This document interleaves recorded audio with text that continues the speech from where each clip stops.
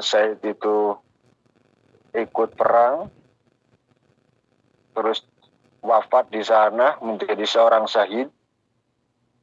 Rasul menyiapkan anaknya menjadi panglima untuk mendatangi tempat yang mana ayahnya itu terbunuh di sana. Waqad tufiya sallallahu alaihi wasallam qabla safir al-jayshi. Tapi sebelum tentara Usama itu jadi berangkat, Nabi keburu kepundut kan,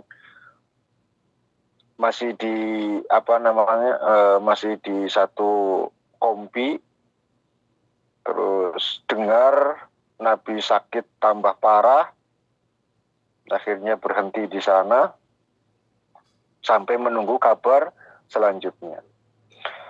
Fa asyara ba'da ala Abi Bakrin biraddil jayshi wa irsalati liqitalil murtadain. Sebagian sahabat yang mengusulkan pada Abu Bakar itu agar beliau mengembalikan atau mengurungkan pasukan tentara Usamah yang diperintahkan Rasul itu dan dikirim saja untuk memerangi orang-orang murtad. Kapundute Nabi itu terjadi perkara 3 besar. Pertama, itu orang nggak mau zakat. Kedua, murtad. Lalu sehingga Usamah itu, kata para sahabat-sahabat yang lain, memberikan usulan kepada khalifah pada saat itu, nggak usah dikirim ke Romawi, tapi dikirim ke tempat-tempat orang-orang yang murtad. Banyak yang keluar, ya, banyak yang keluar dari Islam karena ya tentu banyak sekali. Bahkan pada saat itu banyak sekali Jumat itu sudah nggak dilakukan. Sholat Jumat itu sudah nggak dilakukan. Kecuali di Mekah dan Madinah.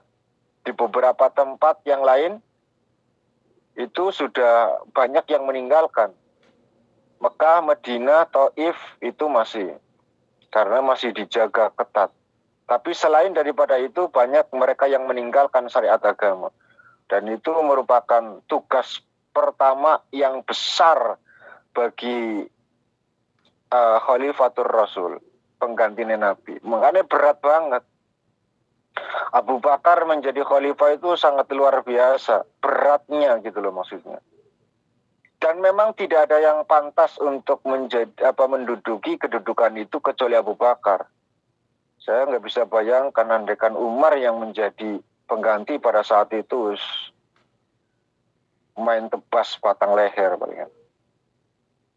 Satu di antara yang mengusulkan itu juga adalah Umar bin Khattab. Nggak usah dikirim ke sana lah, kirim saja ke orang-orang murtad itu. Tapi kebijakan Abu Bakar itu luar biasa. Faqala radhiyallahu anhu, wallahi la akhullu liwa'an aqadahu Nabi sallallahu alaihi wasallam. Karena mendapatkan usulan atau desakan yang semacam itu, Abu Bakar lalu menjawab, wallahi, demi Allah, saya tidak akan pernah menurunkan bendera yang oleh Rasul telah dipasangnya. Nggak mungkin. Biarkan bendera itu tetap berdiri tegak dipegang oleh Usama bin Zaid. Dan saya tidak punya otoriter untuk menurunkan bendera itu. Biarkan bendera itu tetap berdiri tegak. Enggak berani.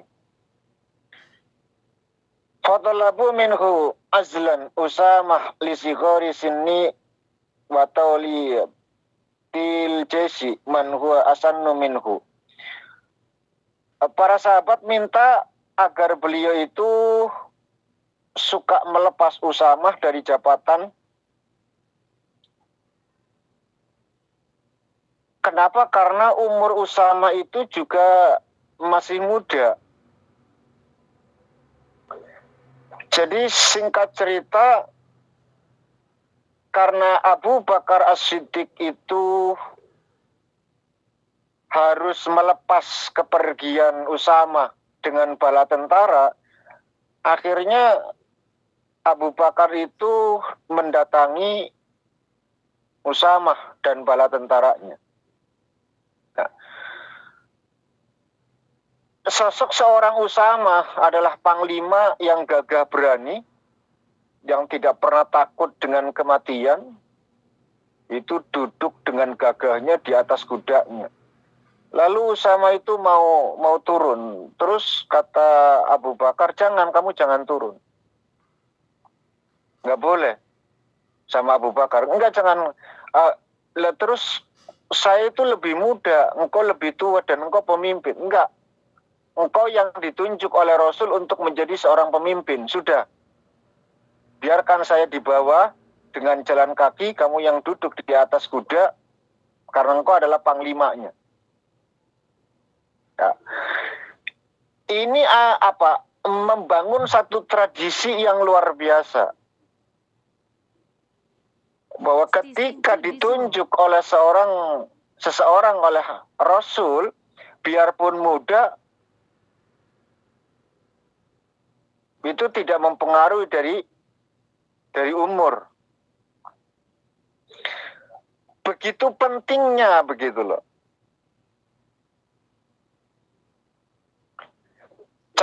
Kalau bicara tentang adab, tentu Usama tidak beradab. Wong di bawahnya itu adalah Abu Bakar, Umar, Utsman, Ali.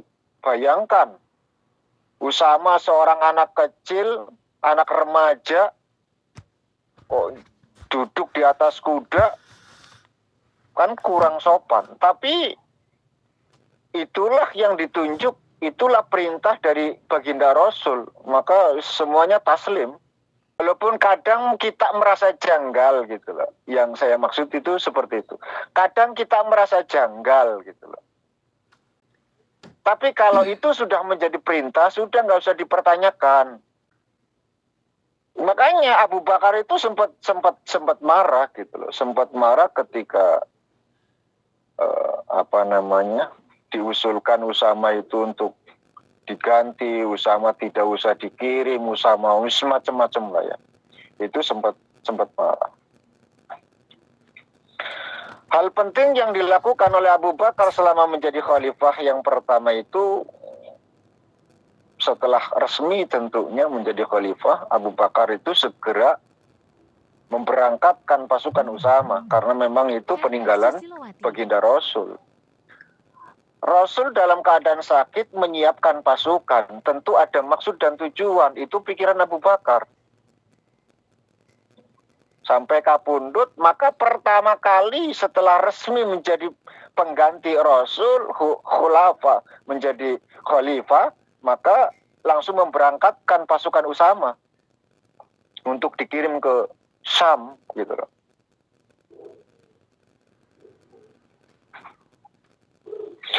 Lalu berangkatlah pasukan Usama tersebut. Lalu setelah sampai di dekat Madinah, di sana ada satu wilayah yang bernama Dzulkashab, tempat ketika Usama mendapatkan berita tentang sakitnya Nabi. Abu Bakar tidak memperdulikan pendapat-pendapat orang yang mendesak agar pasukan Usama itu dibekukan, mengingat terbatasnya tersebar luasnya kemurtadan dan sebagainya dan lain sebagainya. Sebagaimana beliau juga tidak memperdulikan pendapat orang yang menghendaki penggantian Usama dengan orang lain. Usama belum pantas, Usama tetep bengek, masih kecil, pokoknya pengen diganti lah. Banyak pendapat-pendapat yang semacam itu. Tapi kita tahu keteguhan Abu Bakar As-Siddiq, iman kepada baginda Rasul itu luar biasa. Ya. Ketika Nabi naik ke Jabal Qubais, menceritakan tentang Mi'rajnya, Isra Mi'rajnya, itu pun Abu Lahab, Abu Jahal itu mentertawakan, lalu menganggap bahwa Nabi itu sudah gila. Lihat Muhammad, temanmu itu sudah gila. Jawaban tegas yang dilontarkan oleh Abu Bakar As-Siddiq itu luar biasa. Andaikan Muhammad waktu itu masih memanggilnya Muhammad, belum Nabi Allah, belum Rasulullah, itu belum. Andaikan Muhammad itu mengatakan di balik bukit ini ada pasukan yang ingin menyerbu kita dan itu pun tidak terbukti, aku tetap percaya apa yang disampaikan oleh Muhammad. Itu jawabannya lebih gila. Keimanannya Abu Bakar itu memang pantas menjabat kedudukan ini. Karena tidak ada imannya, tidak ada iman saat itu, tidak ada iman yang lebih hebat ketimbang Abu Bakar As-Siddiq. Makanya biarpun orang ngomong gantilah yang ada Khalid bin Walid di sana loh. Ya, Khalid bin Walid itu kita sudah tahu peringainya seperti apa, kejeniusannya bagaimana, itu luar biasa. Tidaklah ada pasukan kecuali Khalid bin Walid menjadi seorang panglima. Bayangkan. Tapi ya begitulah Nabi. Kadang-kadang keputusan Nabi itu memang dibikin yang semacam itu. Kita seakan-akan tidak tegas pada satu persoalan. Enggak, ketidakjelasan gitu loh. Jadi kadang-kadang orang kudu nggak jelas, Bu. Jangan dipikir bahwa wong ora jelas ya wong sing ora apik. Malah justru dengan ketidakjelasan itu akan menimbulkan satu sikap kebijaksanaan. Banyak orang yang menganggap bahwa sifat nggak jelas itu adalah letoy, lemah, terus nggak punya prinsip, tingkahnya itu gampang diombang-ambingkan, dan seterusnya dan seterusnya. Tidak juga. Ya, berapa banyak Nabi itu diajarkan oleh Allah Subhanahu wa Ta'ala untuk memilih sikap tidak jelas. Ya kan? Wahsy membunuh paman. Tapi Wahsy sendiri diberikan tobat sama Allah Subhanahu wa Ta'ala. Dari sisi basyariahnya, Nabi itu nggak senang sama Wahsy. Tapi dituntut untuk tidak tegas dengan sikapnya. Bagaimanapun, itu bukan wilayahmu Muhammad, kata Allah.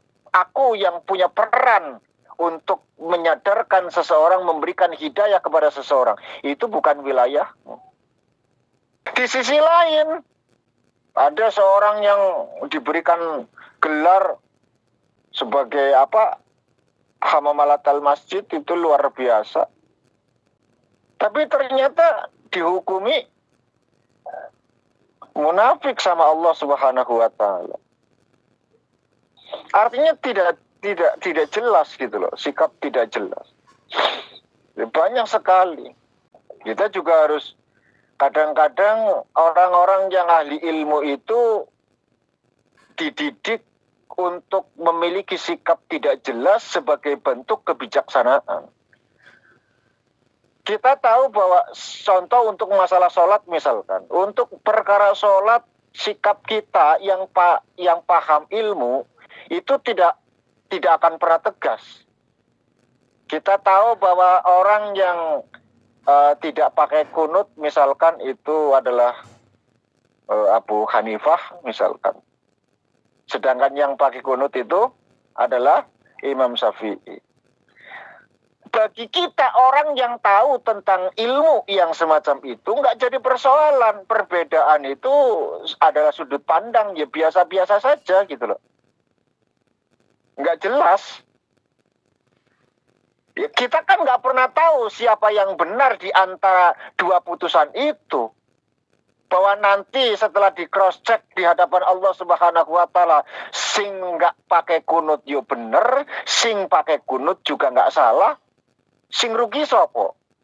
Sing rugi sing memperdebatkan masalah itu waktu ning alam dunia kan.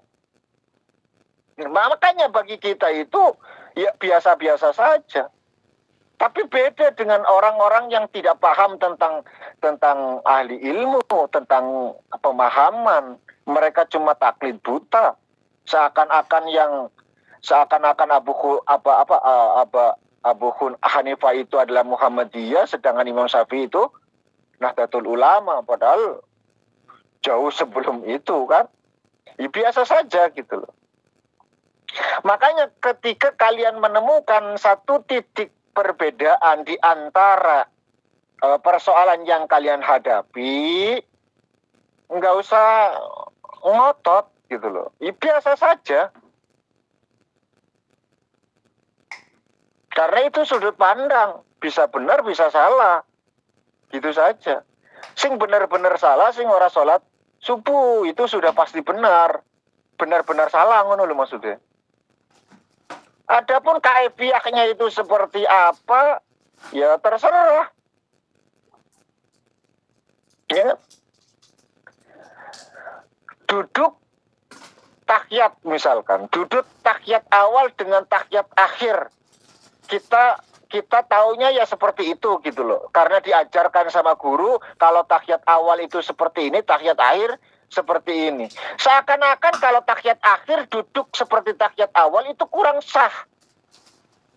Sehingga saya lihat kadang-kadang gitu loh, kadang-kadang saya melihat orang yang sholat di depanku itu ketika seharusnya duduknya tahiyat akhir itu seperti yang kita paham, yaitu melipat kaki kirinya lalu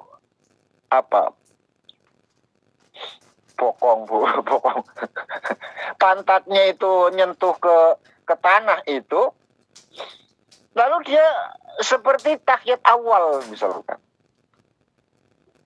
Setelah dia sadar, dia itu merubah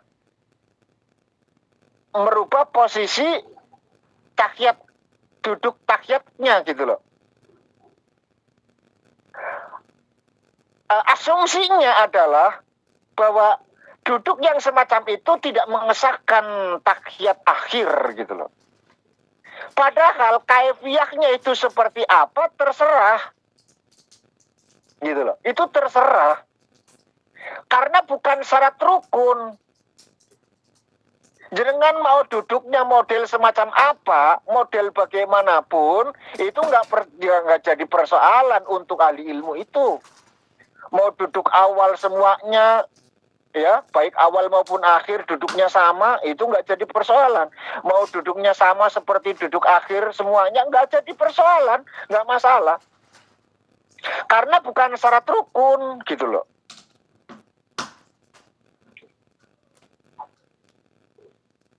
Jadi ya ketika kita melihat hal yang semacam itu ya sikap kita nggak tegas. Duduk kok kayak gitu, nggak sah. Nah itu malah keliru, katon bodohnya malahan. Ya, banyak sekali contoh-contoh yang semacam itu. Makanya dari sisi basyariah ya lumrah saja gitu loh. Kadang-kadang kita juga harus karena itu sudut pandang gitu loh. Nabi saja, Bu, Nabi saja itu Allah, bayangkan. Allah ini didebat karo Nabi ini.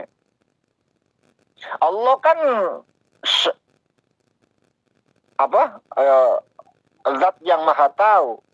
Pun didebat sama Nabi dan Rasulnya. Karena sudut pandang yang beda. Allah sudut pandang seperti ini, Rasulnya sudut pandang yang seperti itu. Dan itu biasa saja gitu loh. Wajar-wajar saja. Nabi Ibrahim ketika mau dicabut nyawanya itu didebat loh. Jangan dikira tidak. Malaikat Israel disuruh sama Allah, sudah saatnya itu Ibrahim dicabut nyawanya. Ketika ditatangi, saya disuruh matiin engkau. Loh, masa ada seorang kekasih membunuh yang dikasihi, kata Nabi Ibrahim. Tolong sampaikan sama Allah. Masa sih? yang dikasih itu membunuh yang kekasih membunuh yang dikasihi.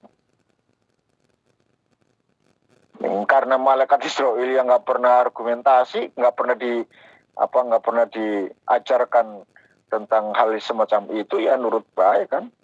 Datang menghadap Allah, ya Allah, kata Ibrahim itu masa kekasih membunuh yang dikasih? Logikanya nggak seperti itu. Masa kekasih nggak siap bertemu sama kekasihnya? Sampaikan itu. Artinya kan berdebat. Allah ya sudah memberikan keputusan Nabi Ibrahim harus mati saat itu, tapi didebat sama Nabi Ibrahim karena sudut pandangnya berbeda. Masa sih ada orang yang tega membunuh kekasihnya? Itu sudut pandang Ibrahim. Sudut pandang Allah, masa sih orang nggak siap ketemu yang dikasihi? Kan beda kan? Dan itu wajar bagi ilmu, itu wajar gitu loh. Sikap yang tidak wajar, sikap yang kadang keras, itu karena justru ditimbulkan karena tidak taunya gitu loh. Kalau orang yang pahamnya sudah banyak, nggak akan pernah semacam itu. Ya biasa saja, paling senyum. Contoh lain itu man kana yu'minu billahi wal yaumil akhir falyukrim jarrahu misalkan, atau dhaifahu misalkan. Siapa yang beriman kepada Allah dan hari akhir, maka muliakan tetangganya, kan seperti itu. Ada seorang kiai dipanggil sampai 3 kali, dibully habis-habisan lah ya. Pak Kiai, saya butuh dengan datang ke rumah. Kiainya datang. Sampai di rumah, sudah nggak butuh, silakan pulang lagi. Tapi tetap senyum gitu loh, nggak marah, senyum. Baru nyampe di rumah dipanggil lagi, Pak Kiai dipanggil sama si A, ya datang lagi. Setelah datang nggak jadi, kayaknya sudah beres, pulang lagi dengan senyum, nggak marah gitu loh, senyum. Sampai 3 kali itu berulang. Sampai pada akhirnya orang yang mengebuli itu bertanya sama sang kiai, kok jenengan kok nggak marah, nggak nesu, tak kerjain kayak gini loh. Apa hubungannya? Sikap yang muncul karena berdasarkan ilmu, Bu. Bukan sikap muncul karena berdasarkan nafsu. Nah, nurutin nafsu mesti marah luar biasa. Cara aku baik, cara aku ngono lho. Di model kayak ngono, bacok kok. Anggapanmu aku nganggur-angguran apa? Cara aku ngono lho.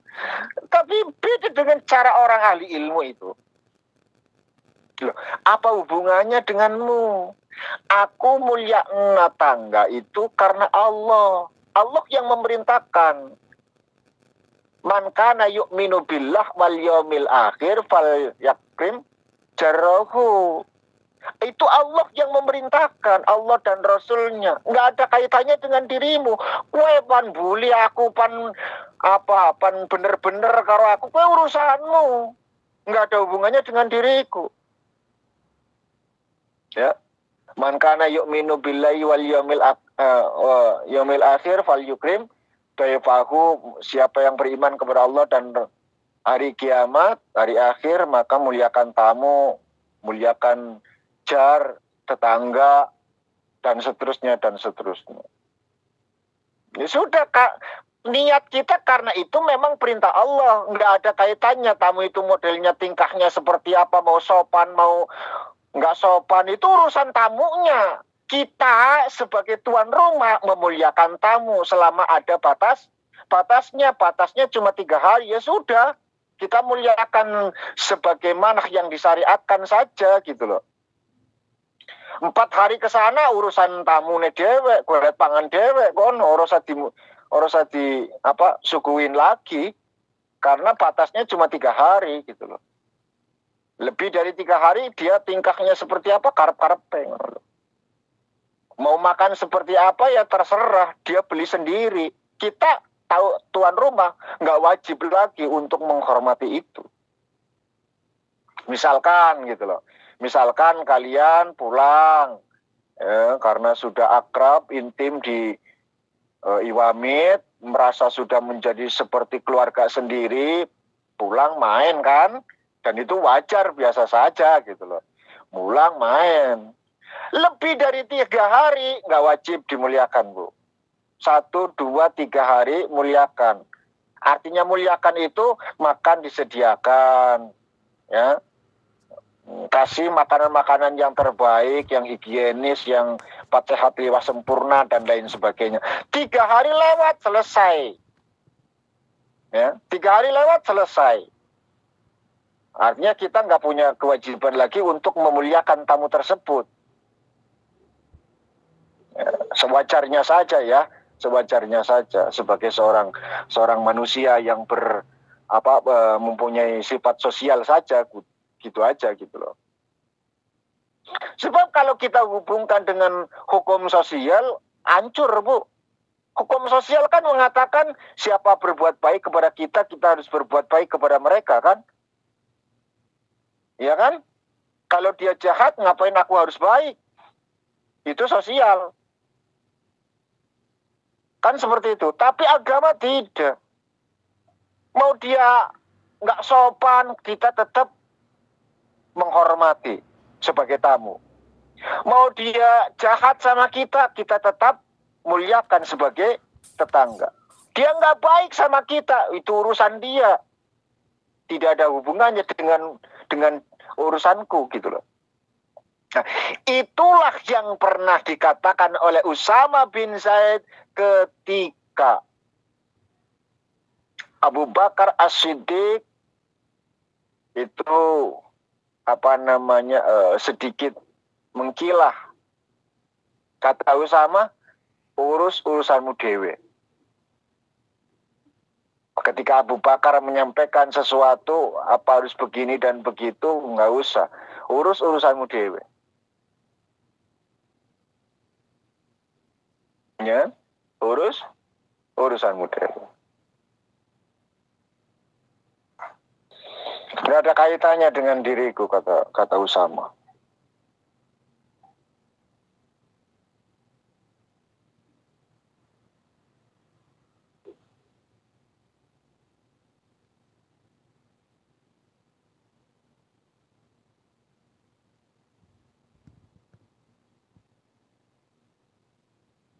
Lalu pesan apa, wasiat apa yang disampaikan oleh Abu Bakar As-Siddiq ketika melepaskan pasukan Usama? Ya, tadi kita tahu bahwa ketika Abu Bakar mau melepaskan pasukan tersebut, Usama mau turun dari kuda, tapi kata Abu Bakar, sudah jangan turun, kamu di atas saja. Tapi kata Usama, enggak, dengan lebih tua, saya harus menghormat, enggak usah. Engkau adalah sosok seorang panglima. Kau ditunjuk oleh baginda Rasul. Saya tidak punya wewenang, otoritas untuk menurunkan Anda, kata Abu Bakar. Sudah di atas saja. Cuman sebagai orang tua pasti ini pesan, Bu. Pesan apa yang disampaikan kepada pasukan Usama? 1, jangan berkhianat. Ya. Untuk tidak berkhianat. Tidak menipu, tidak melampaui batas, tidak mencincang musuh ketika sudah menang. Karena Usama itu pernah gitu loh. Usama itu pernah 1 kill ya Usama, 1 kill pendapat lain mengatakan bukan Usama. Usama itu pernah menghadapi satu musuh, satu keadaan yang dan memang Usama itu menang. Tapi ketika mau dibunuh musuhnya mengucapkan la ilaha illallah Muhammadur Rasulullah atau asyhadu an la ilaha illallah wa asyhadu anna Muhammadar Rasulullah, tapi tetap dibunuh. Itu Usama. Kecil tapi rawit. Ya, kecil-kecil gagah berani. Gantinya Sayyidina Ali. Panglima luar biasa. Usama itu. Tetap dibunuh. Ditegur sama Nabi. Kamu benar membunuh orang yang sudah mengucapkan 2 kalimat syahadat? Iya betul. Karena saya tahu dia mengucapkan itu hanya untuk melindungi dirinya supaya tidak saya bunuh. Nabi rodok marah. Apa kamu sudah melihat hatinya? Sudah kau belek dadanya? Kau lihat di sana tertulis hal yang semacam itu? Kata Usama, enggak. Lalu di mana letak keadilanmu? Kalau kau sama-sama tidak tahu di balik hatinya adalah punya satu niatan cuma melarikan diri dari pembunuhan, kenapa kau tidak konfirmasi lewat ucapan? Wong podo-podo ora ruwe. Sama-sama kita tidak tahu apakah itu benar atau salah. Sebagai seorang adil, kau harus percaya di antara dua itu.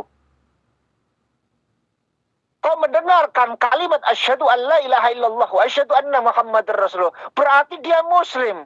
Apakah batinnya muslim, itu urusan dia dengan Tuhannya. Apakah hatinya muslim, itu urusan dengan Tuhannya. Bukan urusan kita dan bukan wilayah kita, kata Nabi. Asal ada orang mengucapkan asyhadu an la ilaha illallah wa asyhadu anna muhammadar rasulullah, muslim secara hukum. Titik. Lalu jangan kalian pandang, itu kan cuma supaya bisa nikah saja sama TKI. Itu bukan wilayah kita, Bu. Mau orang Taiwan menikah mengucapkan kalimat syahadat supaya gampang menikahi orang Indonesia, itu bukan wilayah kita. Asal dia mengucapkan asyhadu an la ilaha illallah wa asyhadu anna muhammadar rasulullah, muslim, titik, selesai. Karena yang bisa kita konfirmasi adalah dohiriyahnya, batin kita nggak mampu, dan itu wilayah ilahiyah. Gitu loh.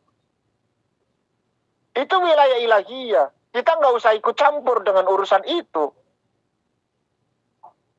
Mau dengan kemunafikan dia mengucapkan itu urusan dia, bukan urusan kita. Cangkeme syahadat, atine tetap. Itu bukan wilayah kita. Sudah, kita imani saja, kita percayai saja bahwa dia seorang muslim karena mengucapkan 2 kalimat syahadat. Adapun perilaku tugas kita, dia memang benar-benar tidak mau melakukan syariat agama misalkan, itu urusan dia dengan Tuhannya, selesai.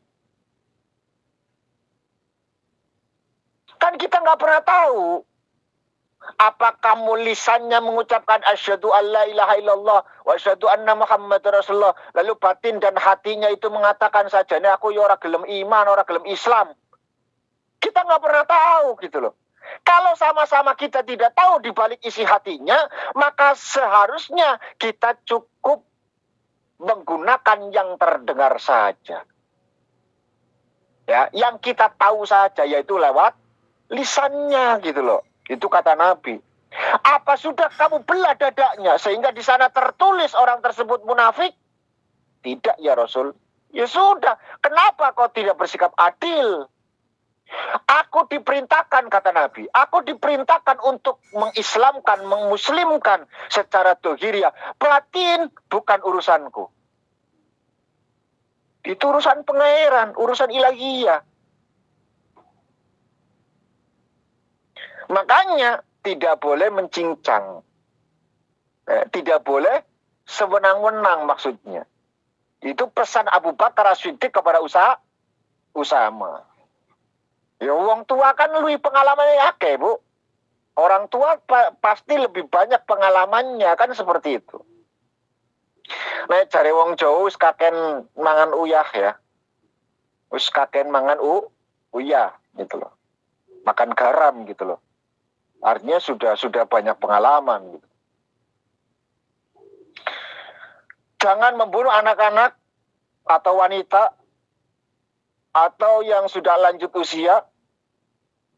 Jangan membunuh atau memotong kambing, unta, kecuali dalam keadaan lapar.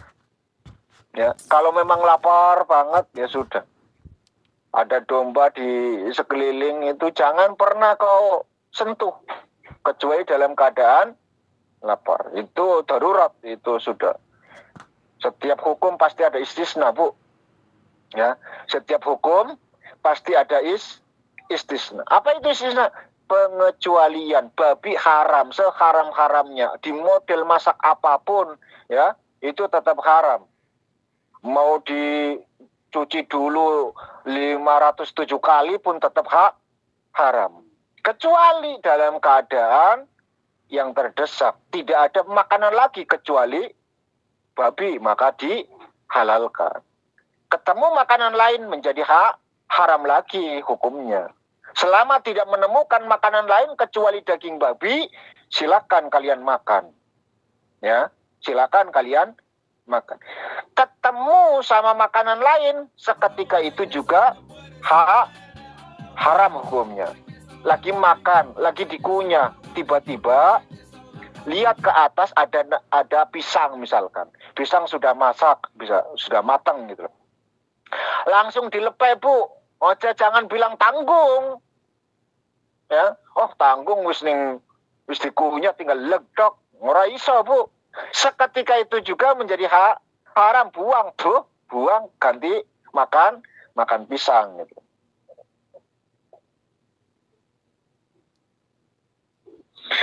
Wasiat yang paling besar yang disampaikan Abu Bakar As-Siddiq itu, ketika kau melewati satu peribadatan, jangan ganggu. Itu pesan wasiat yang paling ditekankan.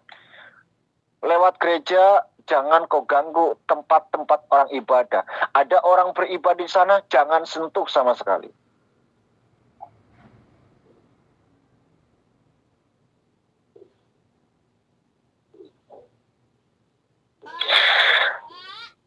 Dan satu permintaan, itu yang mengejutkan Usamah bin Zaid. Andaikan engkau mengizinkan aku untuk meminta sesuatu kepadamu, maka aku minta satu hal kepadamu. Bayangkan, Bu, Abu Bakar loh ini. Sekelas kaliber Abu Bakar minta sama Usamah. Yang notabene bukan siapa-siapa dibandingkan Abu Bakar As-Siddiq, tapi karena baginda Rasul yang menunjuk sebagai seorang pemimpin, inilah Abu Bakar jelas-jelas mengerti apa makna atiullah wa atiur Rasul wa ulil amri minkum. Ayat ini kan sering sekali kalian dengar. Tidaklah ayat ini turun kecuali mengkonfirmasi tentang hukum perang, Bu. Bukan masalah rumah tangga dipimpin suami, lurah dipimpin Pak Lurah, ya, desa dipimpin lurah, kecamatan dipimpin camat, bupati memimpin provinsi. Itu bukan, Bu. Nggak ada kaitannya. Asbabun nuzul ayat ini turun berkaitan tentang kepemimpinan seorang panglima perang.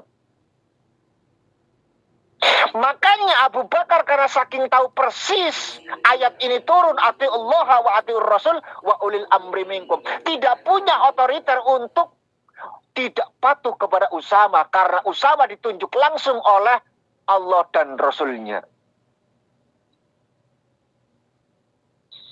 Maka sekelas Abu Bakar As-Siddiq tetap kalau ada apa harus minta izin dulu sama komandan pasukan perang. Padahal khalifah loh. Di sini juga sikap bijaknya Abu Bakar, tidak mentang-mentang menjadi pengganti Rasul seenak jidat saja, menggantikan apa-apa yang sudah. Itu tidak, Bu. Ini menunjukkan bahwa Abu Bakar itu makhluk yang luar biasa, mulia luar biasa. Paham ya? Tidak semenang-menang. Padahal seorang presiden pada saat itu, pengganti Nabi. Tapi tetap minta izin.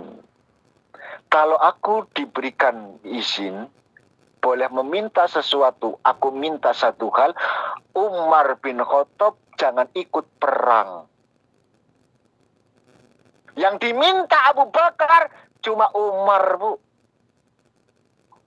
Ya. Kenapa? Kedekatannya Abu Bakar dengan Umar itu luar biasa. Keintimannya, keakrabannya itu luar biasa. Apa setelah dikonfirmasi kenapa Umar tidak boleh ikut perang? Karena barangkali saya menemukan persoalan yang tidak bisa saya selesaikan, saya bisa berunding dengan Umar. Maka sampai saat ini, Bu, setiap pemimpin pasti duweni penasehat. Ya, sampai detik ini setiap pemimpin pasti duweni penasehat. Raja-raja dulu penasehat luar biasa, Bu. Ada yang penasehatnya langsung dari patihnya, ada yang dari orang-orang sepuh, orang-orang bijak, pasti ada pendampingnya. Sebagai apa? Wong namanya kepala, ngurusi wong akeh, kepentingannya tidak sama, gitu loh. Pasti bulat persoalan. Maka perlu tukar pikiran, gitu loh maksudnya. Akhirnya ya sudah.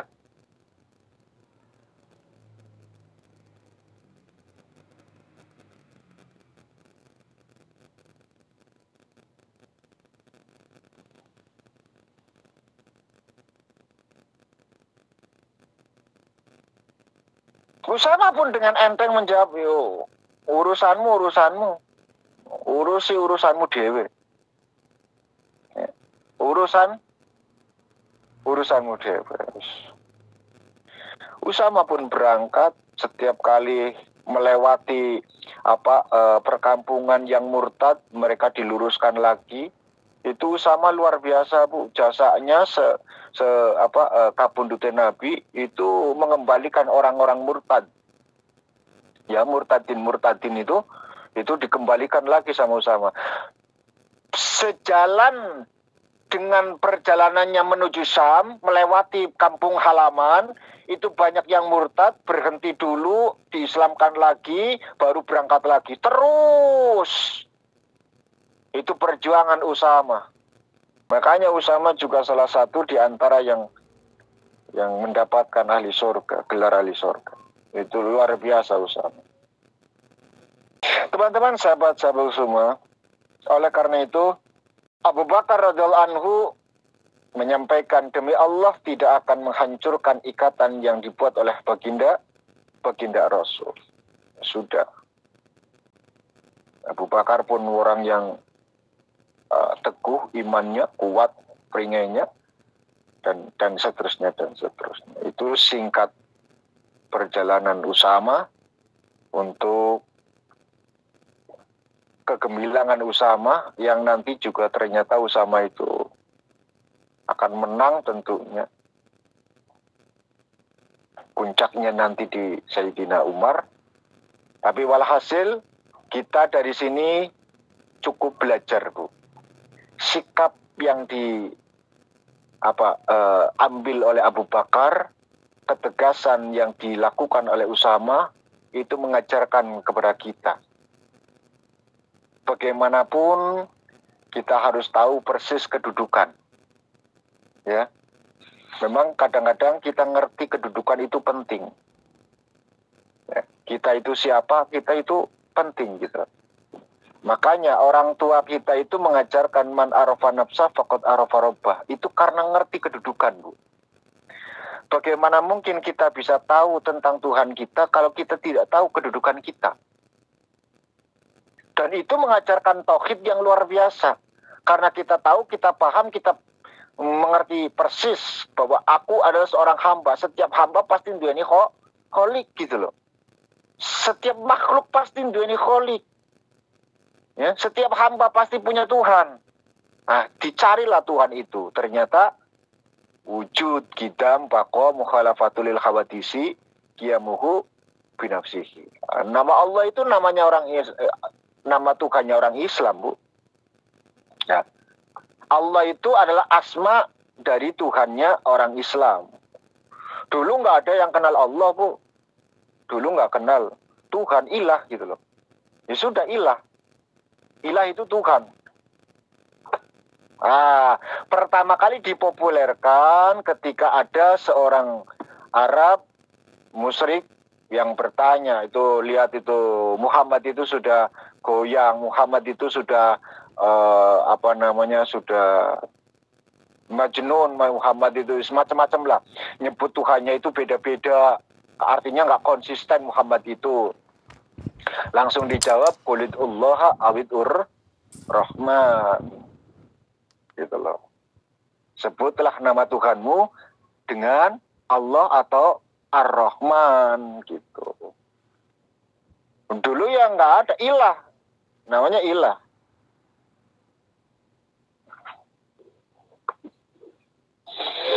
Baik teman-teman, sahabat-sahabatku semua, itu saja ya yang bisa saya sampaikan.